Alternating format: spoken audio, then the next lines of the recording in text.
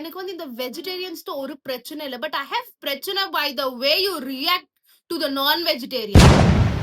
உங்களுக்கு அது பிடிக்கல அப்படின்னா ஐ ரெஸ்பெக்ட். நீங்க அது என்ன சீ இப்ப இப்ப சேம் இத நான் உங்களுக்கு பண்ணா உங்களுக்கு எப்படி இருக்கும்? நாங்க வந்து அத சாப்பிடுறோம். ஓகே.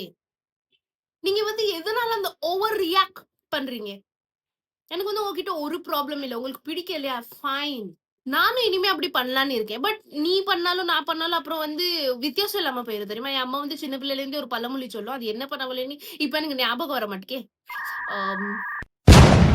ஐய்யயோ! ஞாபகம் வர மாட்டேங்குது. பட் உங்களுக்கு ஞாபகம் வந்துச்சுன்னா ப்ளீஸ் காமெண்ட் பண்ணிருங்க. அந்த ஒரு பழமொழி எனக்கு வந்து சொல்லும். நீனும் அவங்களும் அப்புறம் உங்க 2 பேருக்கும் என்ன வித்தியாசம் அப்படிங்கிறதுனால தான் நான் வந்து சும்மா இருக்கேன். ஆக்சுவலி நாங்க எல்லாருமே அதுக்காண்டி தான் சும்மா இருக்கோம்.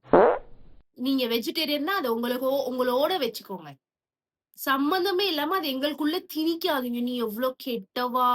நீ வந்து அதோட பரவால்ல நான் கெட்டவளாவே இருந்துக்கிடுவேன். ஓகே? ரெஸ்பெக்ட்ஃபுல்லி இனிமே vegetarians stay away from me.